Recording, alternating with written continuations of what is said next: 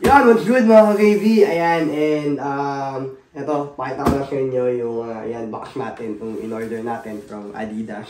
No, online. Yan, so finally dumating na siya. Yan, bilis lang, 2 days lang. Ano to, Adidas slide. And, chela siya. So, tingnan natin. Unbox natin. Yun, oh. Wow! Ano, gusto ko yung kulay nito mga ka-KB. Ayan, ito tawag sa kulay na ito. Parang charcoal ang kulay niya eh. Ayan, ito siya. Size 9, UK. Ayan, kasi may suit din tayo. Luma na itong suit natin. Kaya ito, bumili tayo ng bago. Kasi, ano na, matagal na itong luma natin eh. Ayan, kapakaganda niya mga ka-KB. Sukat na natin. Hala! Balik ka nun! Patay ka. Iba yung ano? Iba yung... Balik ka nun! Nasa yung papares. Hindi pareho! Disclaimer! Disclaimer! Disclaimer! Ba't mo ko binuking? Disclaimer! Gawin, panira ka ng ano eh. Disclaimer! Disclaimer! Disclaimer! Binubuking mo ko eh. Babalik na ba natin sa Adidas to dahil wala lang sa budget to. Hindi mga kaibigan, dinala ko din siya. Regalo ko din sa kanya to. Okay, bili nga. Ano disclaimer mo na naman? Disclaimer! That's why this thingamajig is smaller than this bag boy. It's because this is my dad's gift. It's just like, remove your shoes. Huwag yan, ba't ano na yan? Madami na yan. It's just like this. Huwag pa rin yan. Luma na yan. Kaya mga ka-KB, nandito tayo ngayon sa Dunganon at nakita natin si Paring Victor. Ayan. Bro, shout out. Shout out dyan sa kasama ko sa Arsenal at sa Gmall Davao. Punta na kayo dito, bugbugan. Si Paring Victor ay tagal Linden, Dunganon. Ayan. O Paring Victor. Salamat, ingat ka. Salamat. Okay. Ayan mga ka-KB. Paring Victor. Ayan, what's good mga ka-KB and welcome back to my channel. And ito, naka-Easter break tayo ngayon, holiday namin today, kaya ayan, meron tayong time para makakapag-kwentuhan, no? Makapag-vlog. Ayan, and kasi may mga nagtatanong din sa atin mga ka-KB, no? Kung dahil sa mga nangyayari ngayon dito sa UK, no, yung well, unang-una hindi lang naman sa UK nangyayari, no, yung pagtaas ng mga bilihin, di ba? Kahit sa naman meron 'yan, no, pagtaas din ng mga upa ng bahay, at saka itong ang bagong rules, no, ng UK, no, yung UK immigration rules na nakakaapekto particularly sa mga skilled workers na kagaya natin ng mga butchers, mga welders, mga nasa skilled work visa. Ito nga yung pagtaas ng tinatawag nilang salary threshold mga ka-KB. And eto, yung mga nabanggit kong bagay na yan, dahil dyan, may mga nagtatanong nga sa atin kung worth it pa nga ba na magpunta or mag-apply at magtrabaho dito sa UK. So, yan, bigyan natin ng pagkwentuhan natin yan, ibibigay ko din sa inyo kung ano yung opinion ko mga ka-KB. Ayun nga, mga ka-KB, no, yung topic natin for today is, worth it pa nga ba na magpunta ng UK, no, para magtrabaho, despite of itong mga dahilan na nangyayari, yung pagtaas ng mga, ayan, yung inflation na lang natawag, no, tsaka yun nga, yung salary threshold na rules na binago ng UK Home Office, no, at effective na yan etong April 4, 2024 mga ka-KB. And by the way mga ka-KB, itong i-share ko sa inyo na to, opinion ko lang naman to, no, personal opinion, and lahat naman tayo, iba-iba naman yung opinion natin, no, iba-iba yung mga goals natin mga ka-KB. Pero yun nga, kung ako yung tatanungin mga ka-KB, no, kung worth it pa ba na magtrabaho, manirahan dito sa UK, ang masasagot ko dyan, ako personally mga ka-KB, no, dahil alam niyo naman, sa Pilipinas, Hindi naman ako, hindi naman kami mayaman, no? Hindi naman tayo pinanganak, no, na mayaman, 'di ba? Ang sweldo ko lang sa Pilipinas noon, nung nagtatrabaho ko sa sports industry ay mga nasa 18,000 lang a month, no, mga AB. So, hindi naman na masama, no, yung 18,000 a month noon sa Pilipinas, mga AB, no. Ayos na rin naman na yon before, pero syempre, tumataas din naman ang bilihin, di ba, sa Pilipinas. Tapos, nung nagkaanak ako, na-realize ko, no, na sabi ko, parang kung eto lang yung sweldoin ko. Although, yung wife ko noon, meron din naman trabaho, no.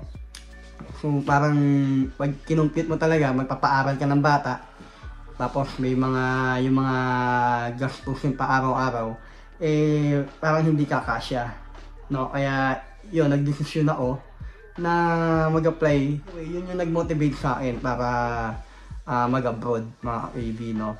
And, para sa akin, worth it naman siya, no? Mga AB, worth it yung pagsugal ko para makapunta ng United Kingdom para magtrabaho. Kasi, sabi ko nga, yung sweldo ko nun, hindi ko, sobrang napakalaki ng difference nung sumisweldo na ako dito sa UK bilang butcher, no? Sabi ko, 20,000 a month, hindi na rin na masama before sa Pilipinas yung ganun. Pero nung nag-UK ako, talagang nakaipon talaga tayo. At saka, yun nga, nadala natin yung pamilya natin. Tapos nakakatulong din tayo sa, kahit papano, hindi naman ganun kalaki, na nakakatulong pa rin naman tayo sa mga mahal natin sa buhay na nasa Pilipinas, mga KB.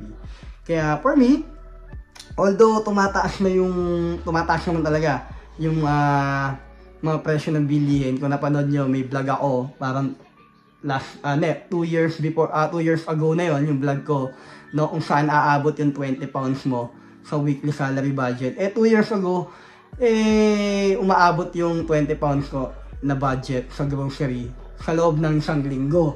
Pero syempre, ako pa lang mag-isa nun. Ngayon, nandito na yung wife ko, nandito na yung anak ko. So talagang expect mo, bukod sa tumaas na yung mga bilihin dito, syempre, lalaki din yung budget na kailangan. Pero yan, iba naman yung katanungan na to, kung worth it pa ba ang magpunta ng UK. Diyan sa mga ka-KB natin na nasa Pilipinas pa lang, no? Dahil nga, syempre, eto nga, yung bagong UK immigration rules na pagtataas ng salary threshold, no? Ang simple explanation lang naman kasi dito is, kailangan ang annual salary ng isang skilled worker starting April 4, 2024 ay dapat nagre-range yan sa 36,000 pounds yata yan. 36 o 38, basta nandyan sa range na yan, no? For you to be able to bring in your dependent. And nakakalungkot sabihin na yung salary threshold na yan na 36,000 pounds ay hindi yan naabot, no, sa sweldo ng isang Filipino butcher dito sa UK. Sobrang napaka hirap abutin. Actually, imposible yon sa ngayon dahil napakalaki nun, mga KB, no? Kahit siguro isama mo pa yung overtime mo and mag-sideline ka pa, hindi aabot yon. Although, syempre, i-base lang nila yan dun sa talagang nasa contract mo kung magkano, no? So, in short, hindi tayo aabot, no? Even kaming mga nandito na ng mga butcher, hindi pa aabot sa ganun yung sweldo natin. Kaya, yung mga ka-KB natin na nasa Pilipinas pa, na gusto nilang makapunta dito sa UK para magtrabaho, yan yung magiging isa sa mga pamantayan ninyo, no, kung worth it pa ba mag-UK, no?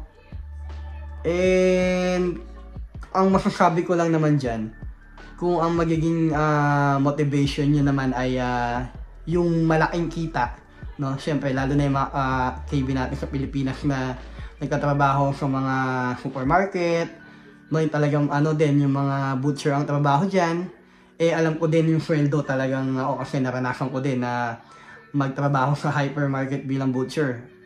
Before, parang 490 lang yata a day, no? So napakaliit, no?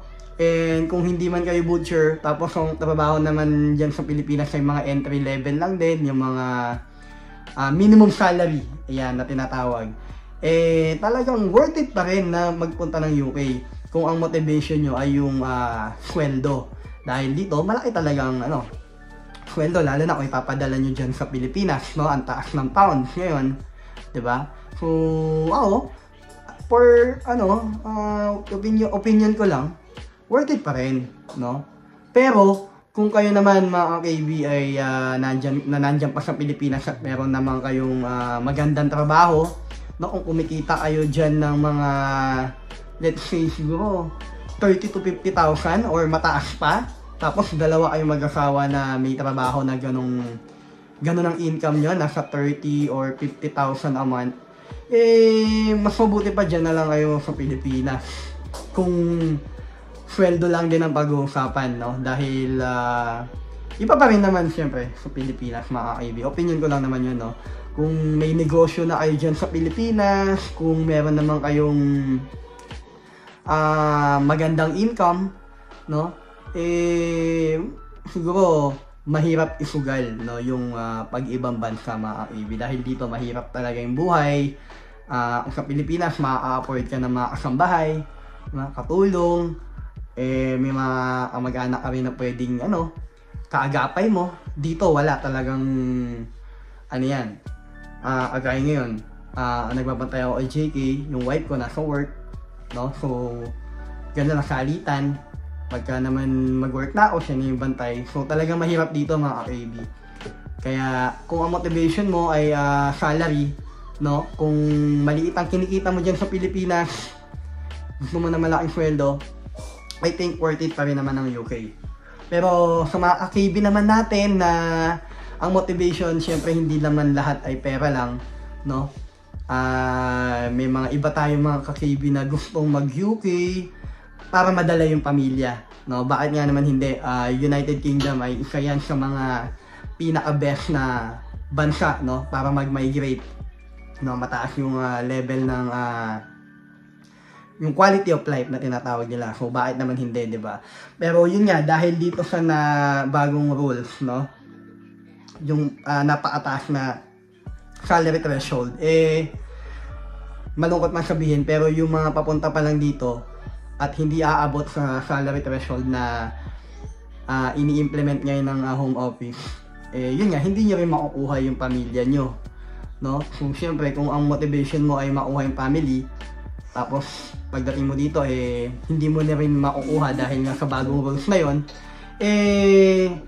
di ba? What's the point pa, no, mga KB? So maaari na talagang kung yun ang motivation mo, yun, hindi mo na rin magagawa. So pero naman, mga KB, lalo na yung mga meron mga nagme-message sa atin na nag-start na nagte-training, yung iba nag-experience na, nag-IELTS na yung iba, no?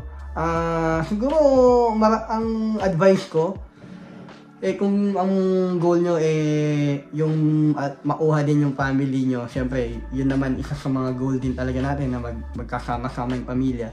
Siguro ang advice ko, tignan nyo rin yung ibang bansa siguro na pwedeng applyan, like New Zealand, maganda rin na sila dyan. Tapos alam ko dyan pwede pang makuha ang family. Same thing rin with Australia at saka yung Canada. Ayan. So kung ang motivation nyo, ang goal nyo is bukod sa mataas na sweldo ay yung makuha yung family, I think ang advice ko is try nyo muna i-consider yung ibang bansa, no? Wag muna yung UK dahil sa batas na ini-implement ng UK ngayon, yung salary threshold ay malabo na makukuha nyo yung family nyo, no? Pero kung ang motivation nyo naman, mga ka-KB, ay kumita, no, ng malaking halaga, tapos pag nakaipon na, babalik ulit kayo ng Pilipinas para magnegosyo, I think worth it pa rin ang UK, no, kung yan ang goal nyo, mga ka-KB. Dahil alam naman natin na yung kung salary-wise lang, okay pa rin naman ang United Kingdom. Yun, mga ka-KB, yun lang yung opinion ko. And kung meron pa kayong madagdag, no, comment down below lang. Ayan, mga ka-KB. So ako, nagpapasalamat lang ako sa Lord talaga na blessed din ako na bago binago yung immigration rules, no, ng Home Office ng UK, nadala ko na yung yung family ko, no. So kaya very thankful ako sa Lord. Kaya yun mga kibi, wag lang kayo mawala ng pag-asa, no. Marami pa namang ibang bansa na pwede, no, napuntahan at i-consider para doon sa mga kakibi natin na ongoing na nagtitraining ng butchery at gusto rin na makapag-abroad. So hanap-hanap lang mga kakibi ng ma-applyan. Kaya huwag kayong mawala ng pag-asa. So yun lang mga kakibi. Iiwanan na yan. Maraming salamat sa inyong panonood. And ito, nakapag-vlog ulit tayo dahil holiday natin. So, kita-kits ulit tayo sa aking next vlog. So, yun mga ka-KB. Huwag nyo palang kalimutan kung hindi pa kayo nakasubscribe sa aking channel. Yan. Subscribe lang kayo and like nyo lang kung nagustuhan nyo itong ating vlog. At saka, click nyo rin pala yung notification bell para updated kayo pag meron pa tayong mga bagong update at bagong mga videos mga ka-KB. So, yun lang mga ka-KB. At salamat po ulit and God bless you all. And this has been your ka-KB na nagpapaalala sa inyo that whatever you do, do it for the glory of God. KB out!